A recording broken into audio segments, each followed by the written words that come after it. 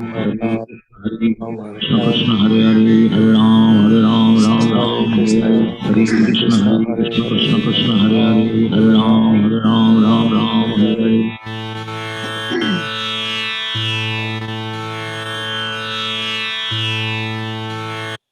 Advaita Gadadhar Shiv Sari Gaur Bhakti Vrinda. Jai Shri Krishna Chaitanya Prabhu Nityananda. Shri Advaita Gadadhar Shiv Sari Gaur Bhakti Vrinda. Jai Shri Krishna Chaitanya Prabhu Nityananda. Shri Advaita Gadadhar Shiv Sari Gaur Bhakti Vrinda. He Krishna Karuna Sindhu Deen Bandhu Jagatpate Gopesh गोपी कांत राधा कांत नमोस्तुते तप्त कंचन गौरंगी राधे वृंदावनेश्वरी वृषभानुसुती देवी प्रणमामि हरिप्रिये नारायणं नमस्कृत्य नरं चैव नरोत्तमं देवीं सरस्वतीं व्यासं ततो जयमुदीरये। श्रीमद्भागवतम की जय। बोलो श्री राधे गोलोकानंद भगवान की Jai. जय। हरे Krishna. Hare Jai. Krishna. Hare Krishna, everybody. Hare Krishna. हरे Krishna. Hare Krishna. Hare Krishna, everyone. हरे कृष्णा रीना जी। Hare Krishna, everyone. Ajay. Hare Krishna, sir. Hare Krishna, everyone. Hare Krishna. Krishna Sachin. Cool. So Hare Krishna. हम लोग श्लोक 33 पढ़ रहे थे ऑफ 22nd चैप्टर या canto 3। सो जैसा कि हमने जाना कि श्यामभू मनु देवहूति का संबंध कर्द मुनि के साथ करके और फिर he goes back to his place which is Drishipati was the capital of his kingdom, right? So he goes there and then अब जो हम लोग जो description पढ़ रहे हैं वो मैत्रेय मुनि श्यामभू मनु के बारे में बता रहे हैं, राइट? कि श्यामभू मनु वापस पहुंच के और उनके पैलेस में ही सेइंग दैट त्रिधा श्रृणवन हरे कथा है. सो श्यामभू Manu enjoyed life, right? The material life, but without being disturbed by unwanted principles contrary to the principle of religion, process of religion. Yeah. And early in the morning, every day, he used to listen to the pastimes of the Supreme Personality of Godhead with a loving heart. So that's how Shambhu Manu's lifestyle is being described. Yeah. And then we read, it's mentioned that, like, even if we are not successful in the first attempt in devotional service, what it says is if one gets the opportunity to take birth in these families, they can achieve the facilities of a Krishna conscious atmosphere without difficulty. A child born in that Krishna atmosphere is sure to develop Krishna consciousness.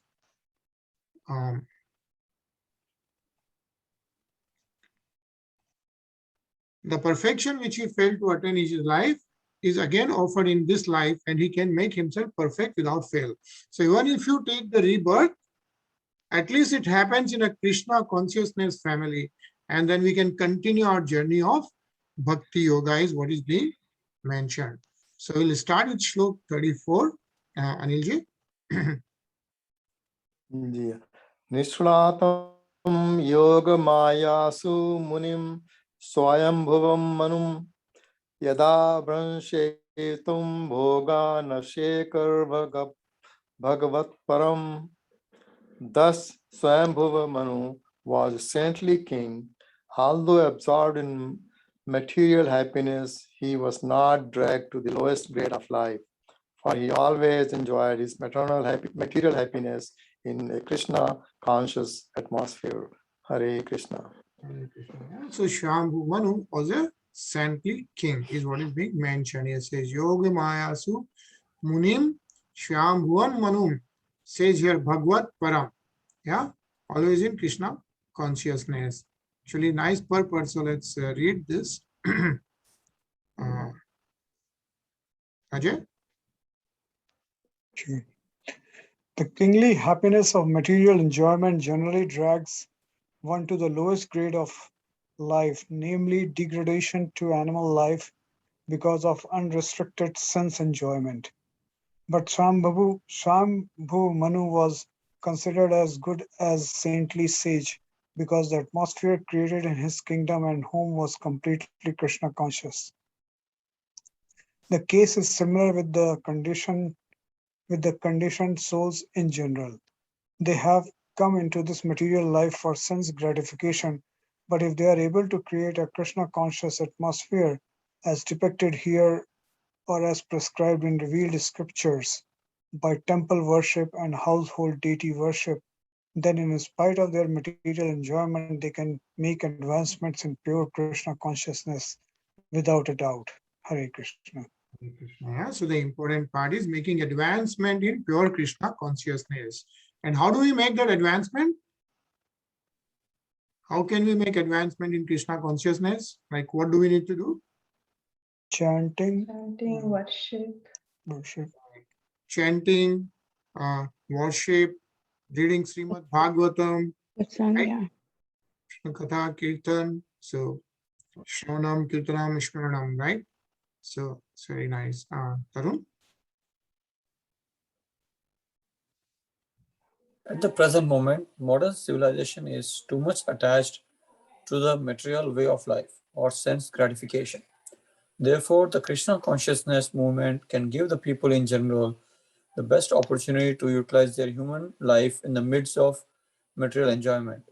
Krishna consciousness does not stop them in their propensity for material enjoyment, but simply regulates their habits in the life of sense enjoyment. In spite of their enjoying the material advantages, they can be liberated in this very life by practicing Krishna consciousness by the simple method of chanting the holy names of the Lord. Hare Krishna, Krishna Krishna, Hare Hare, Hare Rama, Rama Rama, Hare Hare. Hare Krishna. Hare Krishna, yeah. So practicing Krishna consciousness by the simple method. Yeah, like if we see the ISKCON devotees, right? They do 16 rounds of chanting every day. Yeah. So every ISKCON devotee, we see they do 16 rounds of chanting. And then sometimes, like when it's Ekadashi and all that, they even do 64 rounds of chanting. So even some of the Maharaj, right, they will do 64 rounds of chanting.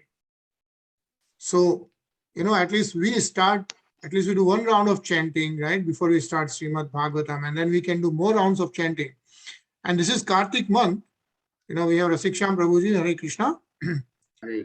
He can tell us the significance of chanting in Kartik month, like how much it multiplies. Like we do one round of chanting, it multiplies thousands of times in the Kartik month. So, that's how we can be Krishna consciousness, and this way we can make advancement, measured advancement in Krishna consciousness. So that's really interesting. Nisha? Aya taya mastasyasan yamaha swantar yapanaha shrunvato dhyayato vishnoha purvato bhruvatah katha. Consequently, although his duration of life gradually came to an end, his long life consisting of Manavantara era was not spent in vain, since he ever engaged in hearing, contemplating, writing down and chanting the pastime of the Lord. Hare Krishna. Hare Krishna. And whom are we talking about here? Kardam. No, Shambhu Manu, right? Oops. This is the description of Shambhu Manu. We see how Shambhu Manu came back to his palace, and then he's being described, like how he was living the materialistic life, but at the same time, totally Krishna consciousness, right? And you are engaged in hearing, contemplating, writing down, and chanting the pastimes of the Lord. Yeah, it says Vishnu hai, kurvato bruvata katha. So, and it says Manvantar era, and actually, so Swambhu Manu was a Manu, right? So we are all Manu's descendants. And we went through all the mathematical numbers, right? Like how long is Brahmaji's day? How long is Manu's day? Right? So let's just read this and then we'll recollect all that. Yeah, Sachin.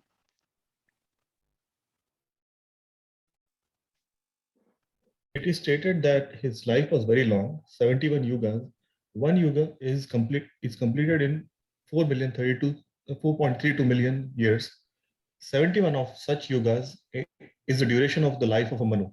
The 14th such Manu come and go in one day of Brahma. And 14 such Manus come and go in one day of Brahma. For the entire duration of his life, that is 4.3 million into 71 years, Manu is engaged in Krishna consciousness by chanting, hearing, talking about the meditating upon Krishna. Therefore, his life was not wasted, nor did it become stale. Hare Krishna. Hare Krishna, yeah. So we have seen that there are 14 Manus in one day of Brahma. And how long is one day of Brahma? 4.32 billion years. Yeah, 4.32 billion years. Yeah. So it's very easy to remember the duration of life of a Manu. How? Because that's 4 billion 32 million. This is 4,320,000, right? 4.3 million. Yeah. So that's 4.3 billion. This is 4.32 million times 71. Okay, so if you want to remember the life of a Manu, that's 4.32 million times 71 years is the life of a Manu. Yeah, and what is 4.32 million? Do you remember?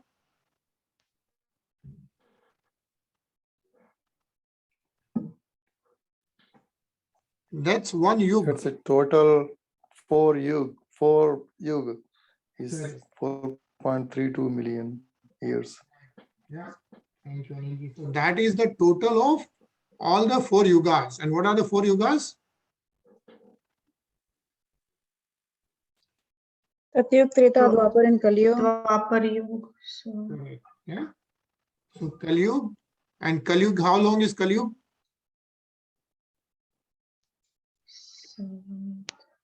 Now that's also easy to remember, right? Because Kaliyug is 432,000. This much. Okay. So the total yug is 4.32 million and Kaliyug is 432,000. And how do you remember the duration of each of those yugas is to keep adding 432,000 to that. Yeah. So Kaliyug is 432,000. Then Dwapar Yug, which is 432 plus 432, which is 864. 64. Then you add 432 to that, which is around 1.2 something million. And then you add 432 to that, that is how long? Satyug. Okay. Now, if you add up all these, the total is 4.32 million. Yeah. So you can do that mathematics.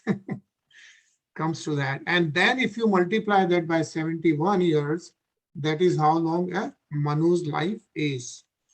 And what is described here is Shambhu Manu, who is the first Manu in this day of Lord Brahma. And you remember Lord Brahma's age? How long is Lord Brahma's age? Yeah, 300 trillion years. Yeah, remember? That's how long Lord Brahma lives. 300 trillion years.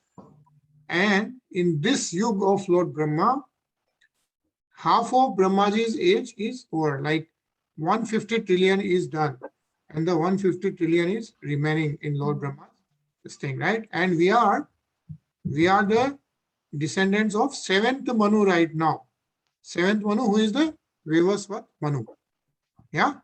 So just sum all these numbers, but I think once we do it a couple of times, you'll remember those, right?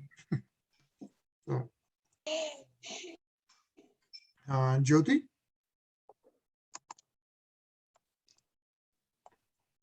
स एवं स्वन्तरं निम्न युगनामि का सप्तथं वासुदेव प्रसन्ने परिबोध गति त्रयाः.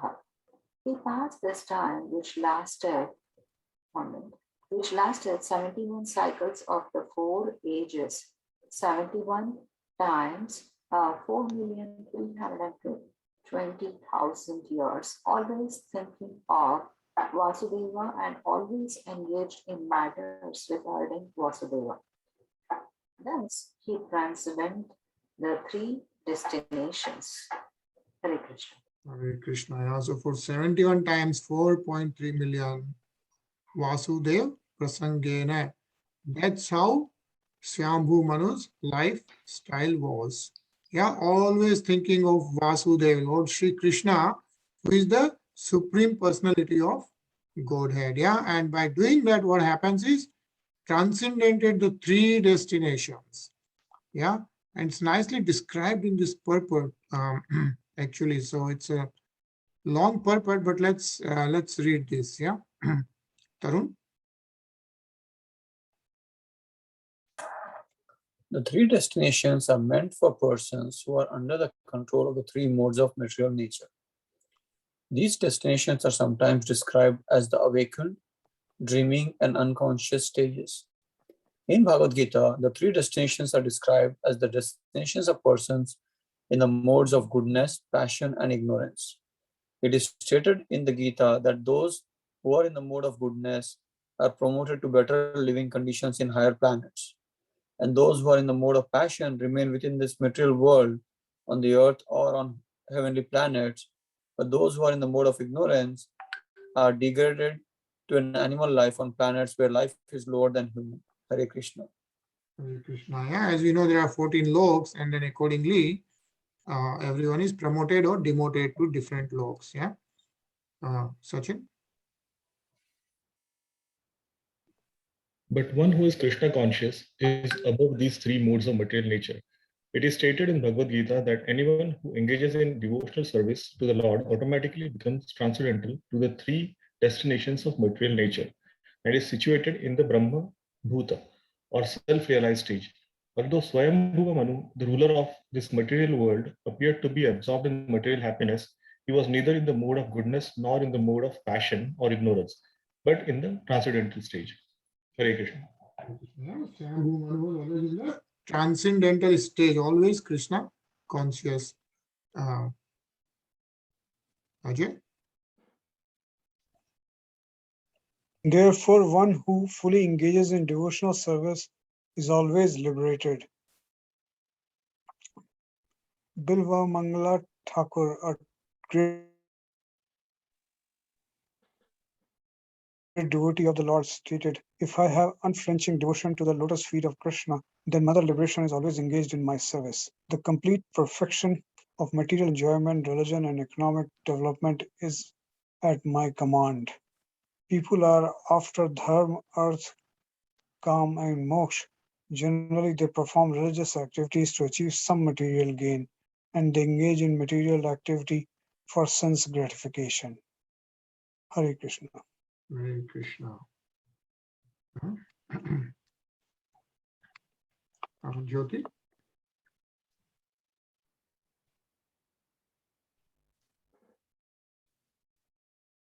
Jyoti, you are there?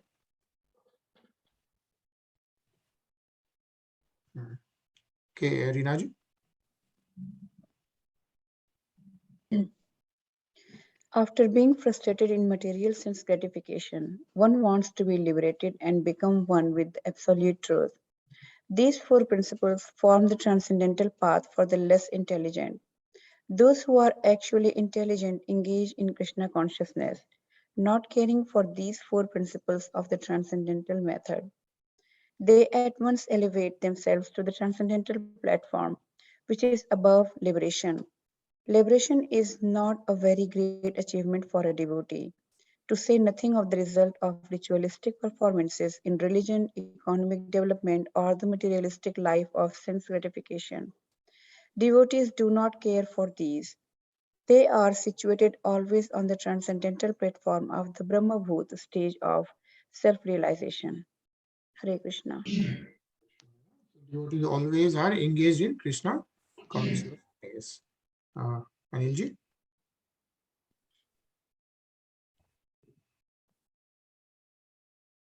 Anilji?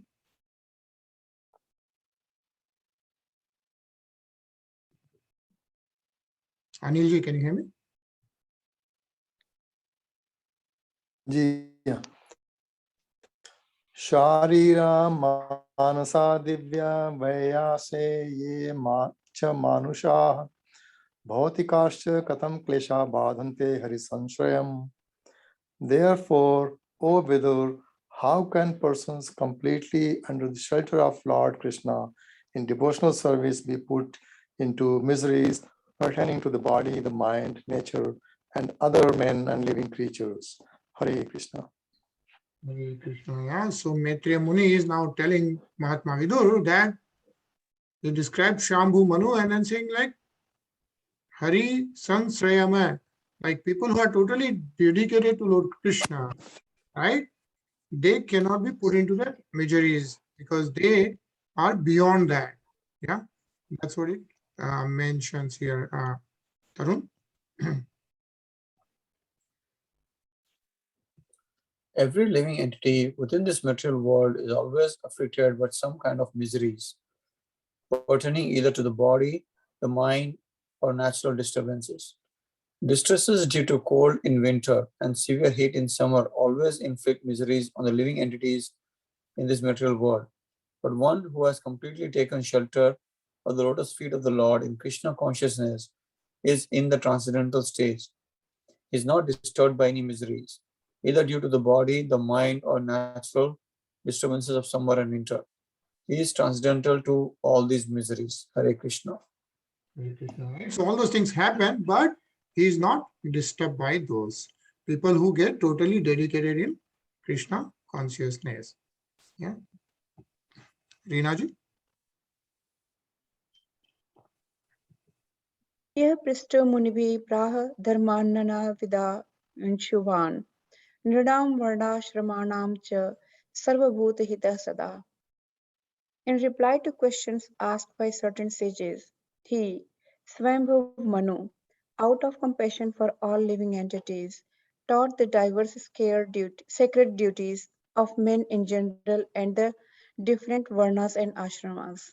Hare Krishna. Hare Krishna, yeah. Shiksha Prabhuji? Krishna.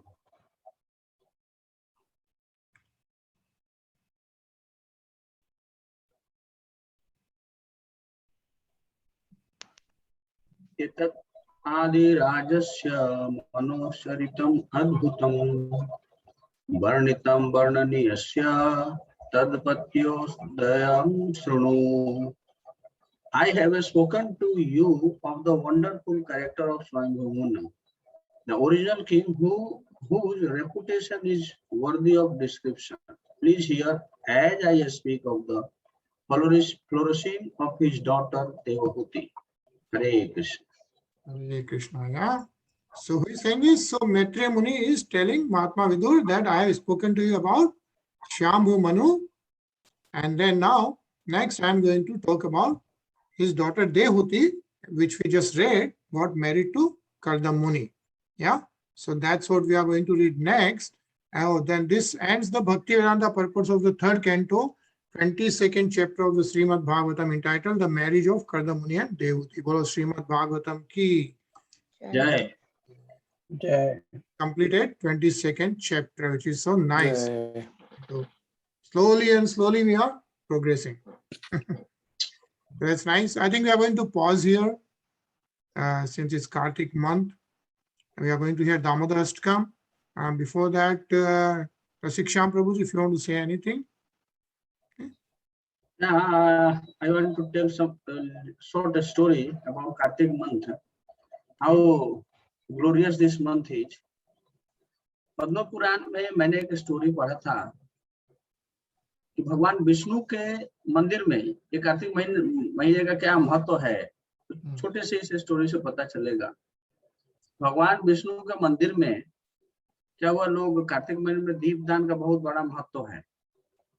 तो दीपदान करके चले गए। तो जैसे शाम हुआ, मंदिर का पट बंद हुआ, तो एक चूहिया निकली और चूहिया निकल करके वो जो घी का जो विक था उसको लेकर के वो खाने के लिए वो भागने लगी। तो भागने से जब हवा थोड़ा तेज हुआ तो विक और अच्छा से जल गया। और इसका क्रेडिट ये मिला कि वो अपने नेक्स्ट लाइफ में वो राजकुमारी बनी। तो सोचिए, वो खाने के लिए विक को लेके जा रही थी और वो राजकुमारी बनी। और हम अगर दीपदान करते हैं तो उसका कितना फल मिलेगा। तो छोटा सा मेरे पास एक लिस्ट है कार्तिक महीने का। उसमें बहुत सारी चीजें दिए गए हैं कि क्या करना है और क्या नहीं करना है। लेकिन उसमें स्पेशल महत्व दीपदान, भगवान विष्णु के नाम का जप, और खासकर इस महीने में जो तुलसी, आंवला और बट वृक्ष लगाता है उसका बहुत फल है।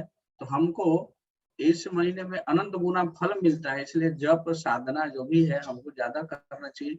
और भगवत गीता का एक एक चैप्टर पढ़ते हैं तो उतना हमको ज्यादा फल मिलता है कि वो भगवान विष्णु का, भगवान कृष्ण का प्रेम मिलता है और हम भगवान के धाम में जा सकते हैं। हरे Krishna. Hare Krishna. Thank you so much, Prabhuji. So we'll start Damodar Ashtakam and then we'll keep hearing. And have a nice long weekend. We'll see you on Monday. Keep chanting and enjoy the Kartik month. Blissful spiritual Kartik month. Yeah. Hare Krishna. Hare Krishna.